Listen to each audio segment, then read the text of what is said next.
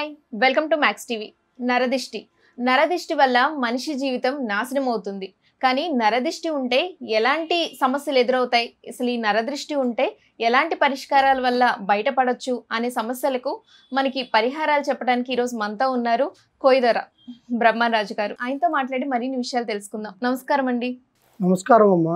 అయితే నరదిష్టి అనేది చాలా మందికి తగులుతూ ఉంటుంది, చిన్న పిల్లల నుంచి పెద్దవాళ్ళ వరకు. ఈ నరదిష్టి వల్ల చాలా మంది ఇబ్బందులు పడే వాళ్ళు కూడా ఉన్నారు.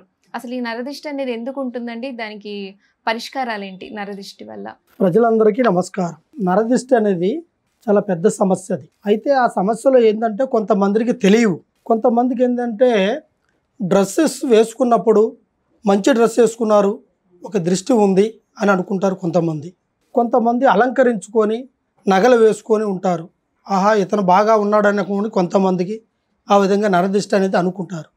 కానీ యాక్చువల్గా నరదిష్టి అనేది ఎలా ఉంటుందిరా అంటే అది కంటికి కనిపించదు, ఎదుగుదల మీద పడుతుంది. మనిషి ఎదిగే ప్రతి ఒక్క విషయం మీద కూడా ఆ నరదిష్టి ప్రయోగం పడుతూ ఉంది. దానివల్ల మనిషిలో ఉన్న ఆలోచనలు, తన ప్రక్రియతో చేయాల్సిన కొన్ని పనులు కొన్ని ఆగిపోతుంటాయి. తన మనసులో అనుకున్న విషయాలు కూడా కొన్ని దగ్గరకు వచ్చినవి కూడా దూరం అయిపోతుంటాయి.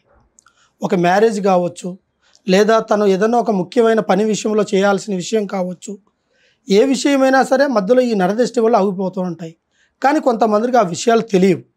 అయితే ఈ నరదిష్టి వల్ల ప్రాబ్లాలు ఏమొస్తాయిరా అంటే ముఖ్యంగా తను చేసే వృత్తిలో బతుకు తెరువు వ్యాపారము ప్రతి ఒక్క విషయంలో సాగుతున్నప్పుడు 10 మంది జనాభా వచ్చి తీసుకొని సంతోషంగా పోతుంటారు, వ్యాపారం జరుగుతూ ఉంటుంది. ఆ టైంలో అకస్మాత్తుగా అనుకోకుండా కొంతమంది మనుషులు వస్తుంటారు, వాళ్ళ నేత్రం పడుతుంది.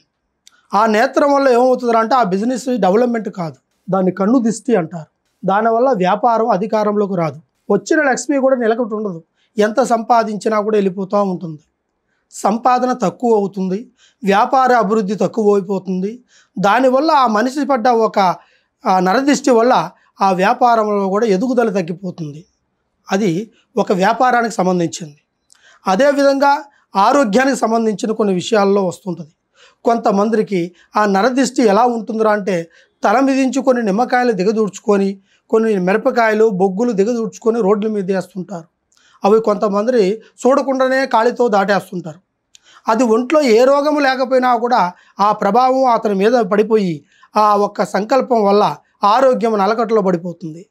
దానివల్ల అతని ఆరోగ్యంలో ఎదుగుదల లేకుండా పోవడం, కంటికి నిద్ర లేకుండా పోవడం, దీన్ని ఒక దృష్టి ప్రభావంగా భావించి మన వాళ్ళు కొంతమంది దానికి దృష్టి ఉందని చెప్పి చూస్తూ ఉంటారు. అదేవిధంగా కొంతమందికి అలంకరించుకొని కొంతమంది బయటికి వెళ్తుంటూ ఉంటారు. ఈ బయటికి వెళ్ళే దానివల్ల ఈ నరదిష్టి వల్ల తన దగ్గర లేకపోయినా కూడా తను ఆలోచించుకున్న విషయాన్ని బట్టి దాని ప్రయత్నం చేస్తుంటారు. కానీ ఏ ఒక్క సమస్య ఉన్నా కూడా ఇటువంటి సంకల్పాల నరదిష్టి ఉన్నప్పుడు స్వామివారిని వచ్చి సంప్రదించండి, ఖచ్చితంగా దానికి మేము పరిష్కారం చెప్తాము. ఆ పరిష్కారం ద్వారా మీరు అన్ని విషయాలు పొందవచ్చు.